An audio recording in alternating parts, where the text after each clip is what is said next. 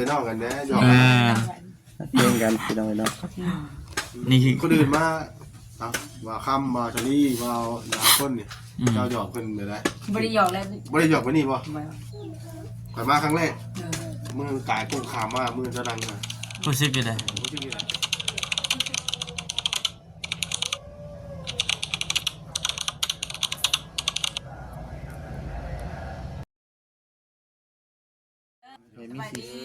เปิดได้บ่นะเบื่อละ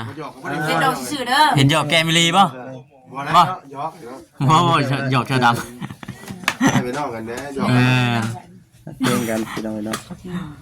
นี่คือคนอื่นมา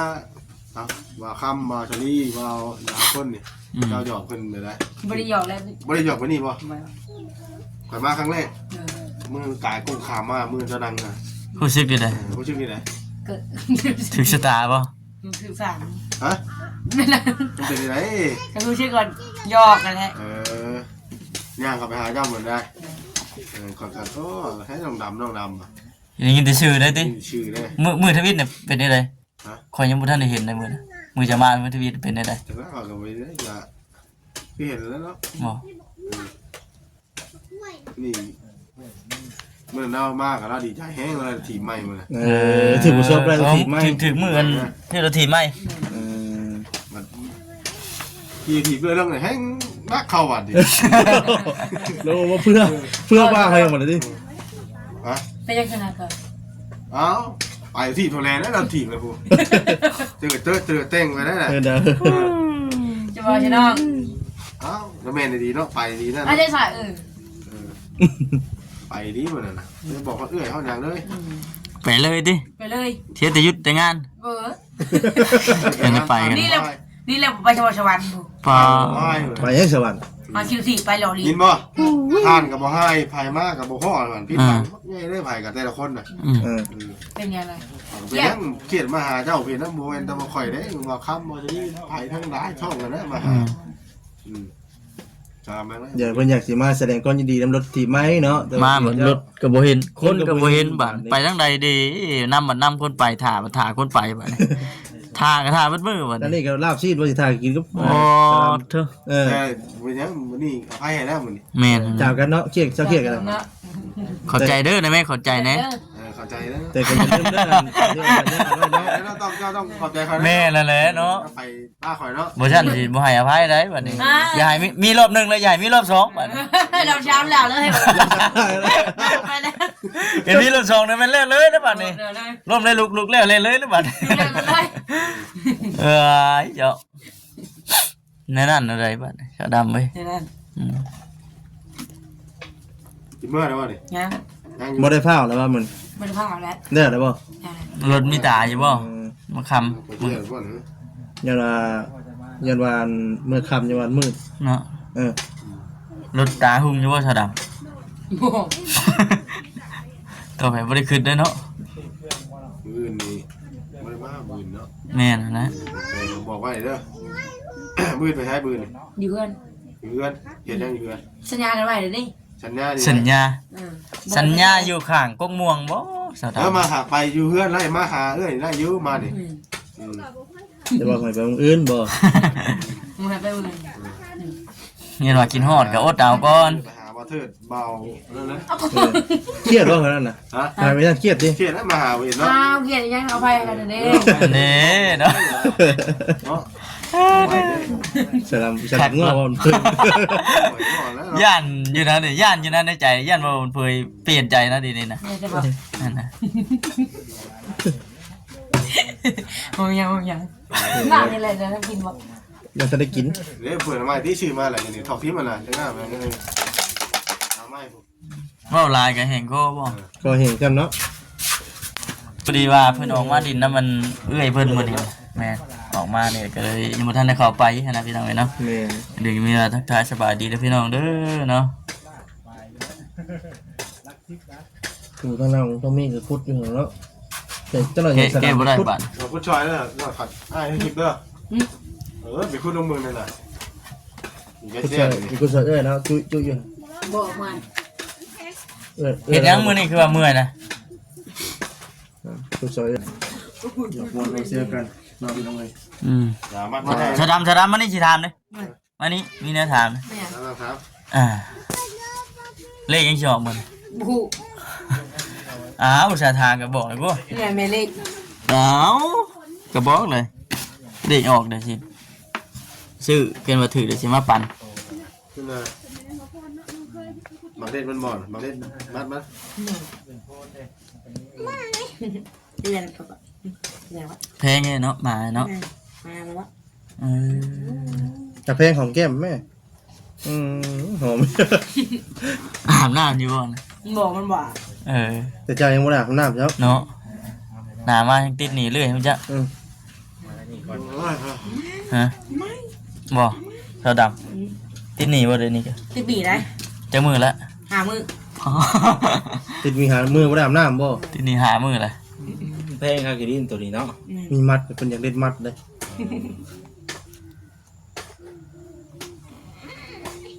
อาบน้ำให้สู้สบู่ให้แปรงฟันให้ใส่เสื้อให้ นุ่งเสื้อนุ่งสูทนะ เอา แม่นั่นแหละ เอาอีไรคันเอาแบบอยู่แบบสิได้คันเอาบางลมบางหอมไปสิเนาะมันต้องอาบน้ำไปเด้บ่ ใน แม่นวะแม่นวะ โดยเมื่ออยู่ ตอบแทนบ่ ป้าโนถีไม่ใช่เหมือนยันเล่นตาป่าไปเลยยุ่งจังเราเนาะเมื่อยอยู่ เรียนจะปาด ยันเลยไล่คุบมันเมื่อมาเด้อเพิ่นเนาะเจ้าน้อยนี่ ตู้ยาหมาเนาะ เอาอีกแล้ว และ ป้าจะพูด บอกใกล้สิเมื่ออะไรแห้งเงินนั่นเรื่อยได้เดี๋ยวนี้ผู้ว่าใกล้สิเมื่อเขามันคำเลยดิ ทำแล้ว มา ชิเมื่อเกินแล้ว เมื่อป้ายดีได้ป่ะนี่ ได้ป่ะ เกิดว่าป้าเรียนชิเมื่อแล้วนี่ เมื่อป่ะ โอ้มาขับ อย่าให้ได้ ไม่ได้แล้ว อย่าให้เด้อ ตายเมื่อจะมาเป็นคำเลยมันญาตินะ จะนอนแล้ว มาจะหน่อยเมื่อนี่ ไม่วันนี้ไหม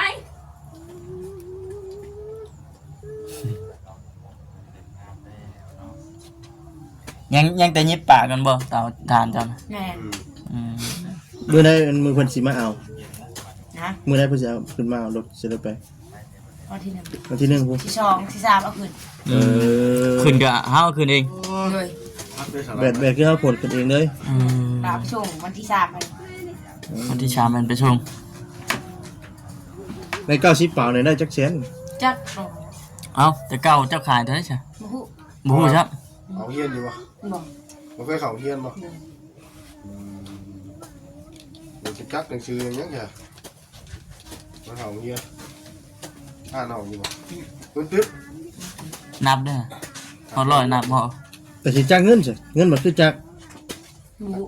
บู แม่ครับ เงินบ่จักว่าจังรับเลขบ่จัก พูดกระดิ่งแข็งแล้วเนาะ รอสิพุดมันแล้วก็เอามาน้ำไว้จักบ่ ไปเลาะบางลาวก่อนเด้อ ขำแล้วเนาะ ทำแล้ว จังหน่อยก็รับบ่แซ่นเนาะก็ ครับแม่นี่แหละกับป้าเลยนะ กับปะสะดำ เวลาปีใหม่มาได้ป่ะ แล้วนะ พ่อกันได้ป่ะ มอน โทษปลูกอยู่ทางนี้เนาะบัดนี้เนาะสาวทองมี แข็ง มันแข็งบ่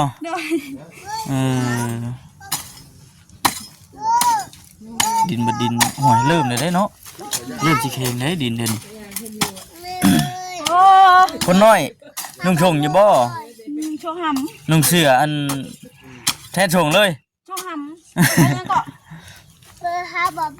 โดดไปได้ไหมลูกบาโบนะ พะโบมาเพิ่นว่าพูน หน้าผู้ลูกสิไปอะไรลูกสิเจ้าลิงกงลิงกังเลยบัน เนาะ อะไรลือ คนน้อยคำพูดได้พอเพิ่นมาเนาะ โดย กลางค่ำกลางคืนก็ดังพื้นดังไฟไว้อยู่วันเดียวนี่ว่าหาพื้นยังมักไว้นี่แล้วก็จูดรถกลางคืนเมื่อไรใช่ไหมคือเมื่อรถเลยเฮียเดี๋ยวรุ่มเรื่อยแล้วเราเทรถอ่ะเดี๋ยวเที่ยวอะไรนะ หาก็ได้3 นานพักยังสิปลูกกันประกาศเนาะข้ายีดอกมันเฮาบ่ได้มีไก่มีหยังเลยเห็นว่ามีไก่มีกาหอยเพียงแต่สะเด้พักอย่างอันนี้นะอย่างเพิ่นเอิ้นกก สมพอดีบ่ใส่ลายซะหน่อยก็สมพอดี ใส่ลายก็สมเนาะ ใส่ลายห่วยเปรี้ยวพุ่นแล้วพี่น้องเอ้ยเนาะตาจะพิบพุ่นแล้วแต่ว่าซื้อมันนี่คือพอดีซื้อจะไปใส่ลายเด้ ใส่พอดี แต่ว่าใส่ลายใส่หน่อยก็พอดีคือเขาซื้อมันดอกว่ะ แต่ว่าเรื่องชมในห่วย ใส่ร้ายชมร้าย ห่วยแน่นอนนู่นแหล้วนะนี่เฉพาะเฮาแกงเฮ็ดเนาะแกงเฮ็ดแกงหอนใส่ผักผักกิมิกเป็ดปีกไก่ตัว บัวแม่หมักว่าน้อง อันนี้ได น้องว่าต้นหมักว่าแม่นอ่านใบต้นหมักว่านี่ เนาะ หมักว่าสีชมพู คิดว่าอันก็กิมิกนี่คือ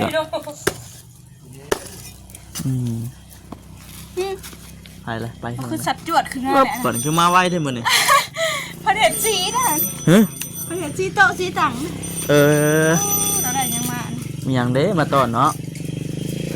มาทางนั้นก็ได้ โดยมาซอดปั๊มมันน้ำมันเลยคนน้ำมันใกล้กว่า ป้าน้ำมันนี่เนาะ ได้โว้ย ได้บ่ ขูดสีรถเพิ่นนะ เอาไปนอกก่อนก็ได้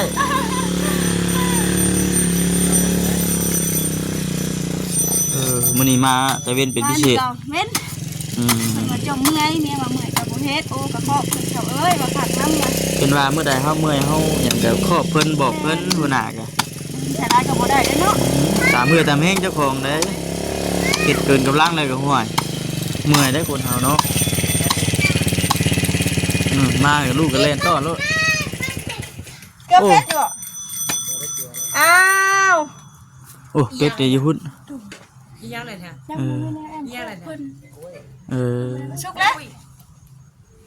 มาแต่เว้นเนาะไหมเนาะ เฮ็ดชีถ้าหัวหน้าไปซื้อชีบ่มาก็มาป้า แม่ความเจ้าคอยเห็นจะพ่นสีได้โดนเห็นสีนะ เจ็ดอันโต๊ะแล้วก็แม่นพ่นสีว่าทีนี้ไม่หยัง อ๋อป้าเอ้ยเพิ่นอ้ายเพิ่นกินได้ดำ ไม่หยัง กล้วย มากล้วย เจ้าลิให้เพิ่นเลือกกินบักซุกมันกล้วยติบจัน กล้วยตีบจันทร์ โดย อ๋อ แล้วกล้วยนี่เงินชาวดำเด้ มันเป็นอะไรนะ มากเพิ่นเป็นเหลี่ยมๆคือกล้วยเท่านี้ป่ะ โดย มันสิเป็นเหลี่ยมใช่แล้วเนาะ โดยเพิ่นเป็นเหลี่ยมตึ้งกระยาเพิ่นทำบ่เต็มเพิ่นเป็นเหลี่ยมไปเฒ่าผู้แก่เพิ่นว่ากินกัน บ่ ถ้าเบิ่งนะเพิ่นตัดตามแก่ เบิ่งไปเบิ่งก่อนเด้อสิมากล้วย บุชุกชาม มากล้วยอันนี้บ่สุกช้ำ พี่ใหญ่หนักตัวเล็ก ตัวนี้ตัวเหลี่ยมนี่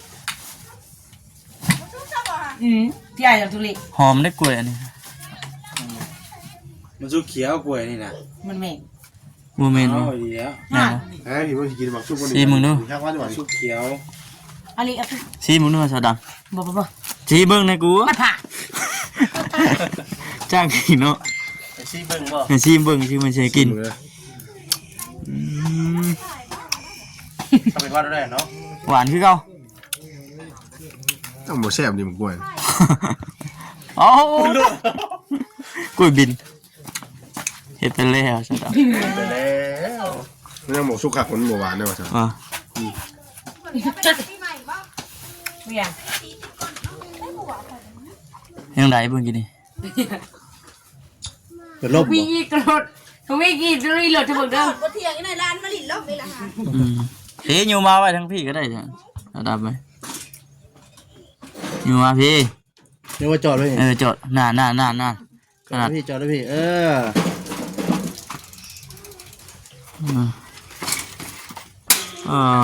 เถอะ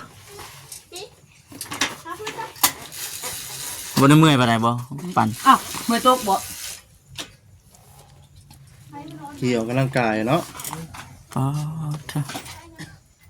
ปล่อยบุจัก ความไวมันนี่ได้เท่าไหร่เนี่ย บุงานก่อน บ่ สู่ยันก่อน ที่ว่าตามกำลังเชียวความไวนี่ตามกำลังเลยความไว จากกำลังปั่น ลง บ่ หมดชับผู้ชายเลย โน่นบ่ ลงข้อเจ้าอย่าหาทำเลยขี่ไวนี่มันเห็ดปีท้องนี่ได้ไหมว้าย หน่อย แกงแล้วแน่บ่เราเดี๋ยว ฮะ แกงแน่บ่ ม ตะพันอ่ะ ชอบพอดี ถูกเขียนรถใหม่ เฮงๆปังๆเด้อว่าฉันตีปีใหม่เนาะต้อนรับปีใหม่นี่ได้ของขวัญปีใหม่แล้ว แม่นนะ ของขวัญชิ้นใหญ่ ปีกได้ชอบขาด ฮะ ปีกได้ชอบขาด มื้อนี้ไปซ่อนบ่มื้อนั้นน่ะไปนะ บอกอ่ะกูเวกอะไร อ๋อหนึ่งวิ่งหน้าเนาะ เวกหน้าเวกหลังอันนี้ อืม กำอะไรกำมาแต่เพื่อกำวิ่งหน้ามาจ้ะขี่ไปไหวหัวชักตี เพียนแม่นอยู่ที่มันล่มน่ะเนาะ เยี่ยนเมนอยุ่มกินอีก เวกหลัง กำอีกหลังเนี่ย เวกหลังมันไม่ได้ครับ วิ่งหน้าแล้วขี่ไปไหวอย่างนี้ ว่าทึบบ่เด้อ อ่ะกูบ่ได้ ต้องหน้าไปได้บิ่งเนาะ เอ้า เอ้าบ่ได้ มาตีหอยเนาะตีเยอะนะ ไม่ได้แต่ อ้อมขั้วนี่กิน กินแล้วมันสิขำเลยนะ เฮ้ยเจ้าหน่อยกับมือแล้วนี่เจ้ากับมืดเลยมันเป็นหุ่งอีก เป็นว่าให้ติดเม็ดก่อน จะดำเห็นที่ยันติดนะ อย่าเพื่อนี่ติด มีอย่างก่อนที่ว่าก่อนที่เมื่อ ใช่แล้ว นั่งอยู่ด้วยรถ น้องรถ เราอยากนั่งอยู่เลยติ เวลาวิทย์ปีใหม่เวลาพี่น้องกันเนาะจึงที่ได้เข้ามาหาสาวดำเพิ่นอีก ปิดปีใหม่หมดเด้อ ปีหน้าพูดแล้วกันที่เว่ากันเลย จะได้พอกันเนาะ จังที่ได้พ่อกันเด้อสาวดำเด้อคอยบอกไว้ได้บัดปีหน้าปีในพูดแล้วปีหน้า สิได้มาเยี่ยมมายามมานะ ปีนี้คือสิไปชำนี่เนาะ ปีนี้ก็สิเบิดชำนี้ก่อนปีโจ้ก่อนปีหน้าก่อนบัดนี้ บอโท ฮะ พี่ด่าเลย ปีหน้าฟ้าใหม่หมดแล้ว ปีหน้าฟ้าใหม่มากันอีกเดือนขึ้นเลยไปว่าหลายอย่าห่างเอาสบายดีก่อน สบายดีเด้อก็เฮากัน เดินขึ้นได้ นี่เดือนขึ้นเลยพี่ เมื่อไร ไปพี่น้องเนาะจังไหนแกะสิจบคลิปก่อนสบายดีพี่น้องเอ้ย